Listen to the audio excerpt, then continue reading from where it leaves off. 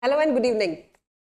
There's a common question in the minds of ACCA P-level students about which paper to give in a particular attempt. So I'll not talk about what to attempt in September. I will give you a general advice how you can decide if you have to go ahead with one paper in that particular attempt or not. So first thing, you have two compulsory papers, SBL and SBR. And out of four, you have to choose two optional papers. Out of AAA, ATX, AFM and APM, you have to choose two papers. So just to give you a gist of how to decide which paper to give in a particular attempt, you should first understand the requirement of the paper. If I talk about SBL, SBL is a very long syllabus paper. It needs approximately 100 hours of self-study. Plus, SBL needs a lot of practice also, how to write answers, how to use professional skills, because there every question has a particular requirement of demonstrating one professional skill at least. So there your writing practice that is more needed, then your content reading is more needed. So it's a lengthy paper, you can say 100 hours or 110 hours at least. Now coming to SBR, I always recommend that you should start your P level with SBR. Why? SBR is an extension of FR. The syllabus is big, but still manageable in 2 months. Why?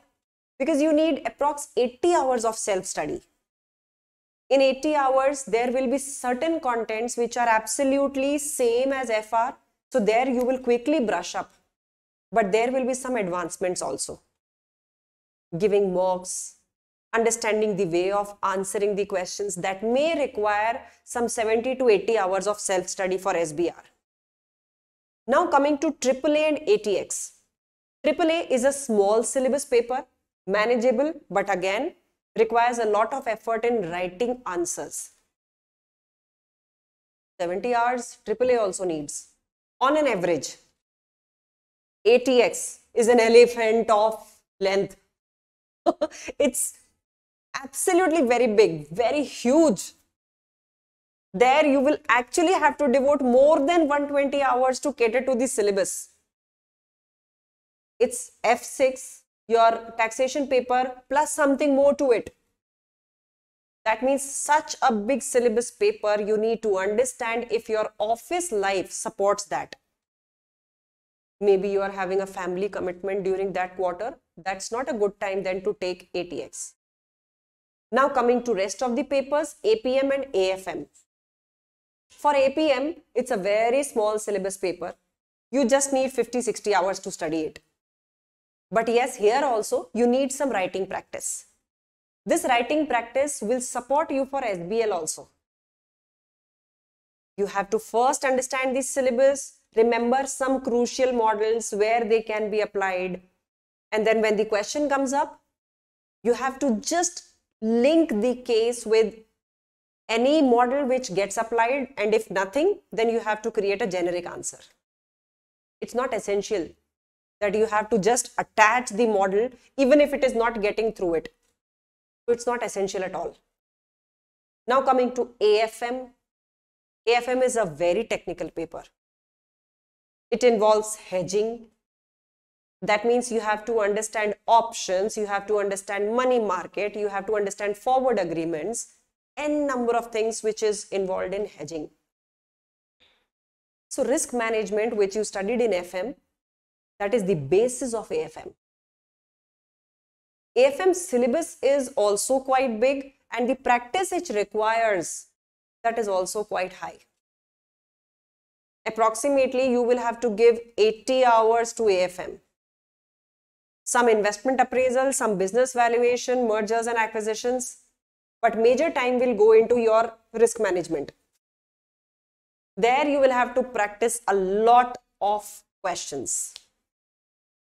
So again, AFM 80 hours, remember that. The hours which I am just recommended, these are the approximate number of hours considering how much on an average a student takes to complete the syllabus. Now, how do you decide which paper to opt? Now, these number of hours which you can see on the screen also, These number of hours can be one of the steps by which you can decide that, okay, I will take up this paper because this quarter I am quite free from my office. But a better approach is find out your interest. Find out where your future lies. Maybe you are a completely FM person. Then whatever the situation is, you should go ahead with AFM. And if you are not clear, then consider a lot of other circumstances, your work-life balance, then the number of hours required for any P-level paper, then your interest level, then pass percentage, although I somehow say pass percentage should be kept aside. If pass percentage is very high for a paper, you have very good chances of not clearing it. So you can attain a pass with proper strategy, proper preparation. But then, yes, do decide upon a paper considering how much time you can devote to it. Any paper will need some time. And every different paper need different hours of time. So based on that, if you can decide, that's great. Rather than regretting later on, oh, I picked the longest paper in this quarter when I was damn busy. This should not come to your mind. I hope you will find my video helpful. If there is anything I can assist in, please feel free to write in the comment box. I'll try to reply as much as possible. Thank you so much and take care.